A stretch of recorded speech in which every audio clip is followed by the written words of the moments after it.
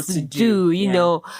However, I am a business, so I need to be able to balance Trying to make that money. what I think and helping the clients get what they want. And in cases where I personally can't do it, then I would be honest and say, hey, you know, I'm not the man for the job. Fair enough. Yeah. But it's been quite interesting. But most of the principles have lasted. Okay. So, when are you going to start gluing your edges to your forehead? That listen. I feel like at this point I'm gossiping. Yes, you are. And also I'm just gonna say to your listeners, please, apologies to anyone who does that. That's your prerogative. It's your hair. I just don't understand it. At some point, again, Instagram, you look at Instagram and it just starts looking like slightly caricaturish. I'm like, what is, that's not what your edge does. You know, so I think, here's what I think. And the baby hair, you're not a baby. So what is a baby? Sorry, excuse me for non-Yoruba speakers. Okay, so here's what I think. I think there's a nice way to do it. Okay. So, sometimes it's nice. You know, sometimes clearly it's nice. I'll say that. You don't seem to be agreeing. Your facial expression doesn't match your words. Again, this one is what my point about that is. Good for you, not for me. That's it. I don't understand it. Especially like with locks. So it is counterintuitive. Yeah, Thank you. It is counterintuitive.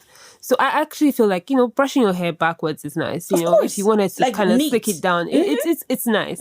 What I don't understand is like bringing the whole thing down and then gluing. When you start using all of the power gels and stuff.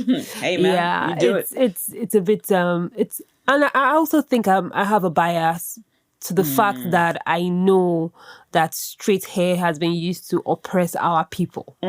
So when I came to that awareness, that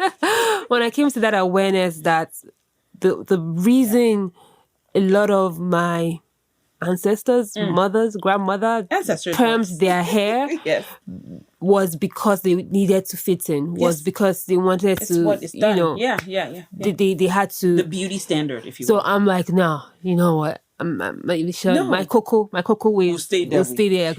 I understand. It's like a defiance. That's exactly the sentiment I was saying when I was saying I don't want to be like anti-Karen, but because once you know, you're like, no, no, it's just no. Sorry. And I also think we need to kind of we have to be responsible for what beauty standards are. Yeah. God, that's so hard. You know. And because we're fighting an almost like losing battle, because not only are we individually responsible for beauty standards, yes, but collectively, like the stuff that comes every day on TV and every day in magazines and radio and all that, just stuff that you see, or just tiny things like when they're like, oh, the certain picture of hot chicks, or oh my gosh, like Beyonce again. Please know that I'm not like what's her name said, Issa Rae. I'm rooting for everyone black. I don't hate Beyonce. I'm just for an example purpose. Like the what Beyonce represents. Even if you wanted to go into colorism, the light-skinnedness, the straight hair, all of that.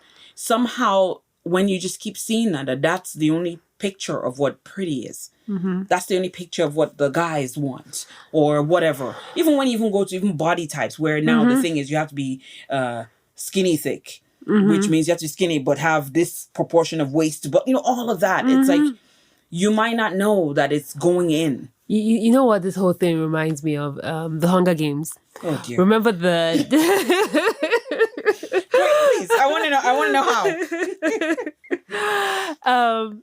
The districts, it's been a while. So the districts with the affluent people. Yes. If you remember how they were depicted in that movie, they had colored hair. Oh, yes. They seemed like they had done some aesthetic all of their work. They just were more colorful and more robust looking. Yes. Not even robust, plastic. Oh yes, no. I think plastic is Stepford wifey. Yeah. So they were all that thing. So maybe the more it's just human nature that the more affluent, the more comfortable you become, it's natural for you to want to try to change your physical appearance. Some people argue that I don't know if you know Abe Maslow's hierarchy of needs. You know how, although side comments, they claim that even that hierarchy of needs is kind of like biased because it doesn't apply to everyone. But let's table that. So anyway, the hierarchy of needs. food, basic, like shelter, all of that. When you're rich, no, not even rich, wealthy, and when the society is built for you, and you have everything you need, all of those are met. Yep. So you're not really worried about, how you're going to pay rent or what you're eating. You need a box. So of course you're going to be worried about your dog getting a massage. Or, you're going to worry about, oh my God, Botox. I mean, hey, again, get your Botox if you need it. Listeners, I'm not a hater. But you know what I'm saying? Like, so if you compare it to like, quote unquote, developing world, there are people who are hungry here too, but the way they depict like Africa and Asia and, like, we're trying to figure out how to feed people.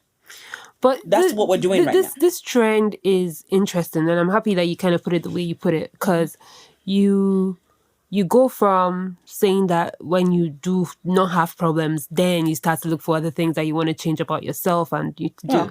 But the truth is that you have more free time. You go to the third world countries as well, but there's no offense to Omalata. Funny enough, I have a friend who has a business there. It's called Omalata. But anyway, what I mean is you see somebody who is trading on the streets and they have this wig on, even though they're under the hot sun, and it's more practical for you to have your DD. Right. But you have the wig on. You have glued eyelashes on. You know what I mean? You can barely go to the tailor without them asking you if you want to add hips to your clothes so that you are more well-rounded. At least if you cannot afford the Brazilian but BBL. That thing, then BBL. You can as well buy some pads and you can wear it. What are we doing? Like, jeez. So is this just the new normal? Have we become our parents who are just old? Like. Yeah. Well, there's something to be said for that. I don't even have kids yet. I don't want to be that old yet. But girl, don't fight it. Listen, maybe old also has something to do with some level of comfort and like comfort in yourself, in your body, where you're like, I'm not doing that. If these are the thighs that I have, these are the thighs that I have. I'm not saying that does not preclude exercise and, eating well and all that. Moving your body, of course. But to now be doing all of this like padding and to what end? So this is very interesting. Now, when we talk about hair, we have digressed completely. No, well, no, it's all coming back. Okay. It's all coming back. Okay. When we talk about hair, are we still on point? when we talk about hair and the effects of colonialism, slavery, and all of that on hair, you see that the Black person, the Black individual, has largely tried to mirror the beauty standards of a white person to be able to fit in. Yes. But when it comes to body, thank you. What's happening there? Yes, you can say that we're trying to. Hello. But you can say that you could say, generally speaking, the trend is to mirror the look of an African woman's body type. Yes. So is that not a good thing?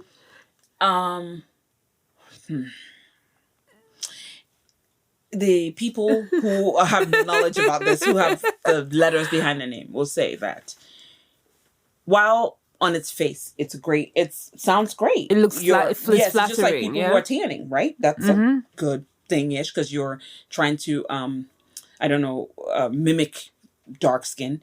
But they're not doing it and then saying, oh, we're trying to be like you. No, they're also like, almost like appropriating, taking and saying, oh, it's just like somebody, one of the, I don't know, let me not use somebody, some white lady, some white young chick did braids and was like, oh my God, I just created like Fulani braids or something like that.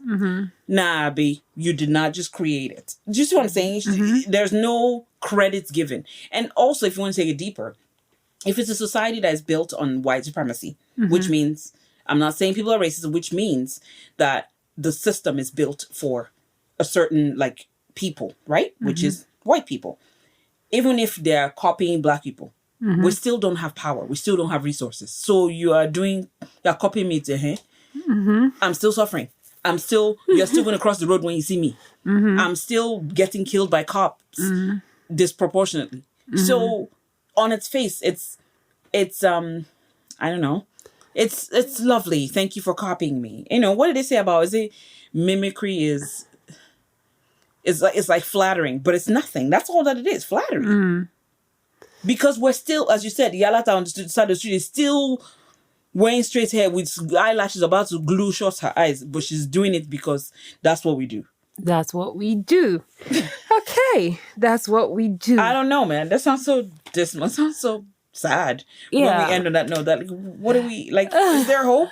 Yes, there is hope. Well, there is hope actually, because your hope. Business in Lagos is doing great. Yeah, it is. There is hope. The fact that you have enough people saying, "I want to get my hair done." Yeah, it is. There is hope, and there is hope, and I just feel like the purpose of this line of this podcast, where this next few episodes are going, it's really to try and understand. It's not to judge. It's not to try and tell people what is right and what is wrong. And because we don't know. Yeah, and I hope that from the banter that we've had today, people can get that we're like trying to think through the issues. Why are we doing what we're doing? What can we do right?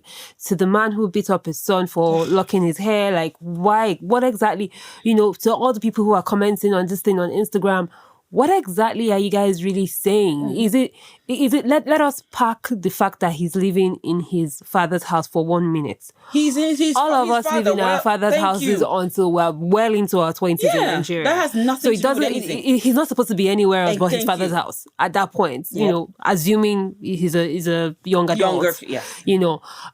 So maybe he's at that age where we don't necessarily even make money until you get your real first job. Our Nigerian parents take care of us very well. So nobody might be really asking him to even go and make any money. No. But what exactly is wrong with that hair? What exactly the hair that is growing out of his head? Yeah. And I think in saying that, I feel that having changed my location very recently, you are able to... I have the benefit of seeing things from both sides, and I'm kind of like living Nigeria as a proper adult, literally an old woman. You have a perspective that plays an important part in this. Yes. And I feel like we are so used to bashing ourselves. Yes. We tend not to appreciate the things that we have. We also tend not to see the effect of our choices and how they actually play into the hands of our so-called quote and unquote oppressor or former oppressor. Because that was deep. So let me put it this way. You have your hair natural. You are patronizing Locitude. But let's say in a year you spend an average of, let's say, 10,000 naira a month at Locitude, and you're good. You come every month and you spend 120,000 naira in Locitude a year. You have supported a Nigerian business. You have given female you have given all of us a source of income and a source of livelihood. And it's not just Ade, it's Roger, it's Blessing, it's Marian, it's Happiness, it's all of these people. You have done well, but you also have 10 sets of Brazilian weave in your closets. Sorry. Right? I know you didn't see that coming. I sure did not. You didn't see that coming. That Brazilian weave is worth probably, I don't know, 20, 30, more, 40, more than the 50 amount you times spend, more that you have spent at Locitude. At a homegrown, like, purely Nigerian business. And that money, in effect, might be sold to you by another Nigerian, but the truth is it's not manufactured in Nigeria. All of that revenue is still going outside the country. So, and that is what is kind of keeping the Naira low. It's not just Buhari.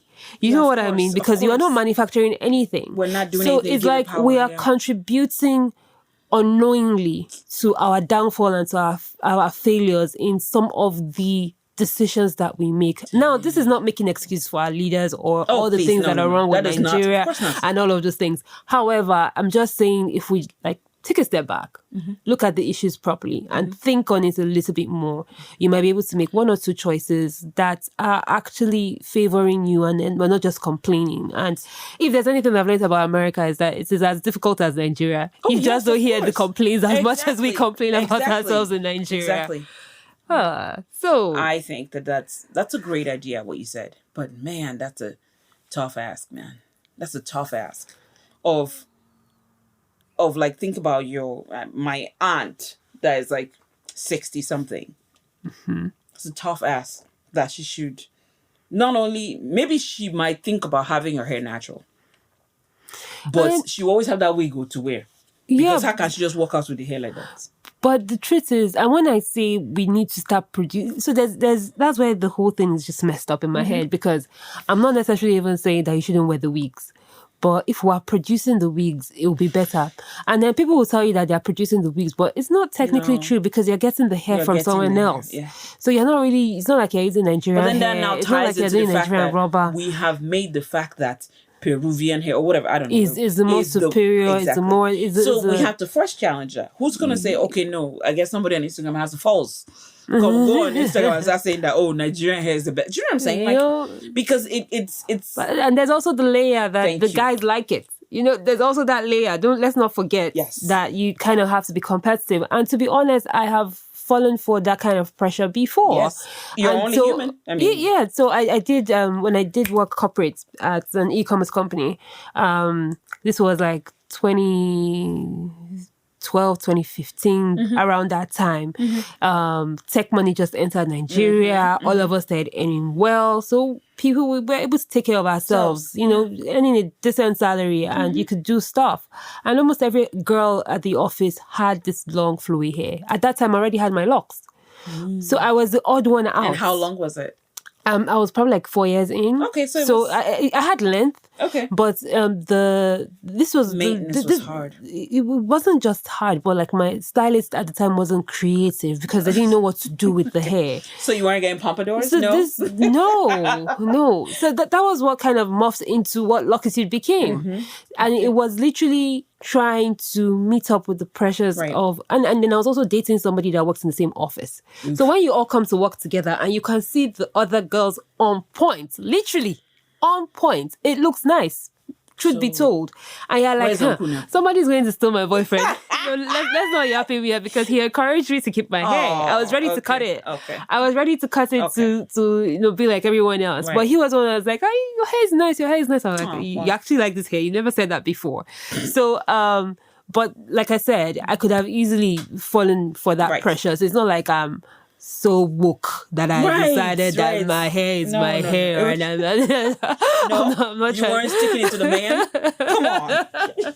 This was not about wokeness. This was like someone just gave me small courage that you're not looking too bad, you know. So I was like, okay, all right, I'll do this. And I started doing more with my hair, started writing the blog, and then you know that's how all of this started. So I think we need to kind of think about our choices a little bit more, be a little bit more responsible for what we do. I try as much as possible not to wear false eyelashes, not because they don't look nice, but I just feel like somewhere in my brain, I feel like it feeds into the narrative of that what you have is not enough. Without knowing, without realizing, because you're just doing it because it's what we do. Right. But why is it what we do? When you start to think about that, if you want to go farther, some people say, why are you doing your nails then? Why are you getting gel and all that stuff? Let's talk about that. Oh dear. Because oh dear. Why do I gel my nails? I think they look lovely. Why don't I just carry my nails? Or why can't I just do henna? Because that's what you choose right now. See, again, I think there's a trap of being... and I don't want to say woke. When you're aware, when you're a deep thinker, there's a trap of constantly making everything super deep. While yes, it does have a layer of that because it is a false thing you're adding to your body, right? But it could just be a choice you're making right now just because you like the way it looks. Yeah. I do like the way it looks. That's it. And to be honest, I can give you reasons. They might just sound like reasons, but I'll go ahead and give you those reasons. Anyway, so my nails are quite soft. My nails are in water all the time. When I do the deep, I actually didn't used to paint my nails in Nigeria for the most part because they broke all the time and there was no point. And when you even do just regular gel and you do people's hair, it will get trapped in the hair. So I used to do henna. And it was practical. But I have found the dip thing. This dip, it lasts for like 6 weeks. Guys, my nails will grow out. I will still be carrying these nails until... And it still looks... It doesn't look bad. It doesn't look bad. It just looks longer. Yeah. So that's why I do the dip. And it's practical. So it allows me... I've always liked to do my nails from when I was college, university. So I've always liked to do my nails. And I think with the business, for the most part, I actually stopped because it wasn't practical. Right. And I found a way to do it again. Right. So I'm doing it again. However, I don't feel like it's It's okay if you want to put false no. sometimes. no, I guess it's the thing. While it's okay. It's okay. But I personally just feel like the more you know, there are choices that you can make. Another choice I actually even tried to make early on in my life in like 2012. I think that was the time for anybody in Nigeria, that was Good Luck Jonathan and Made in Nigeria. And there was a slogan for it. I can't remember what it was now. But there was this awareness that was being pushed onto Made in Nigeria products. Nice. And I was working in e-commerce where you could pretty much wear anything to work, which was like one of the only corporate place where you can wear whatever you want to wear. So I started to sew this oleku. Oleku is the short boba and Euro. I love them. And I used to just wear them to work Monday through. It wasn't a Friday thing. I'd show up. You go. I would just show up and I was like, really like, okay, you know what? Yeah, what's wrong with, why do I have to wear English clothes all the time? Right. Why can't I just wear something that's traditional? Why can't I do my own thing? And then I realized that 90% of the fabric in Lagos market is actually not even made anywhere in Africa. Where is it made? It's made in Europe. Most of them come from all the Ankara that we wear, that is our national identity. So I was just like, wow. And that made me stop because I was like, what's the point? Wearing Ankara and wearing jeans is the same thing. Yeah. I'm not necessarily fostering my country's agenda by choosing to wear this particular fabric over the other. So I might as well just wear whatever, because guess what? There is no textile industry that is producing at scale for it to even be a choice in the country. Maybe you should consider, I mean, you don't have to move back to Nigeria because we need you here. You should consider being like a consultant to somebody running in government so that they can consider how to develop a textile industry. That's just one part. You want us to talk about Nigerian problems now? No, we're not. Dear God, we do not have the time. This podcast is not going to finish. No, ma'am. I think we're almost actually at the 1 hour mark. And so I would love, because I do know that data is expensive. And I would love for people to listen to this conversation from beginning to end. So I'm going to cut it a little bit short now. So before I wrap it up, I want to say, Amelia, I'm looking forward to being on your podcast. I think your podcast should be called Coffee with Amelia, or you're going to be talking about all things, your experiences in life. And I think it's going to be very, very interesting.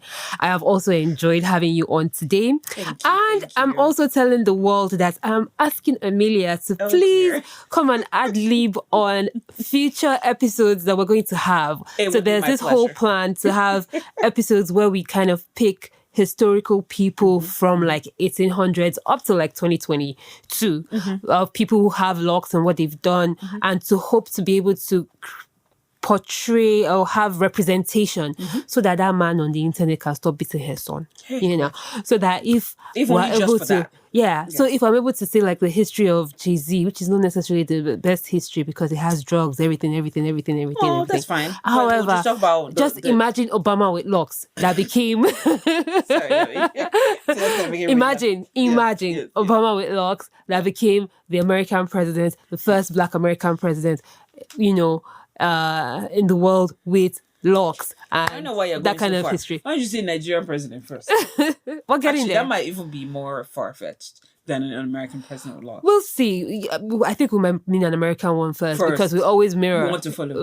We always mirror. Yes. So, but we'll see. So, but I hope that she ad-libs when I get to tell stories of amazing people. Absolutely. Who I think we'll call Loc heroes or something like that. So many projects. Coffee with Amelia, ad-lib, Loc heroes. I mean, you guys, man. Yeah. Yep. So I'm going to be her hobby. That's funny. Exactly. I'm your part-time project. There you go. Amelia, thank you so much. It has been such a pleasure having you on. And any last words for our listeners? Go get locks. And when you get locks, call Ade to get your locks done. Yay! She'll hook it up. All right. This has been the Talking Locs with Locitude podcast. You can find us wherever you listen to your podcast. I lie. Most places where you listen to your podcast, like Apple, Stitcher, Spotify, all those good places, YouTube as well. I'm going to try and see if Amelia and I can take a nice picture so that you get to see what she looks like, and she'll be on the cover of the podcast episode. Please don't forget to follow us. We are on Instagram at Locitude, LOCITUDE. Amelia, would you like to drop your social media? Coffee with Amelia. Okay, and then watch out. I think she's fantastic. Of course, you've listened to this conversation, so I would like to be having some tea and listen to Amelia's podcast in the future. Thanks again, and as always, I'm Ade Balogun, and see you when episode 30 comes. 30 episodes soon. Look at you. Bye.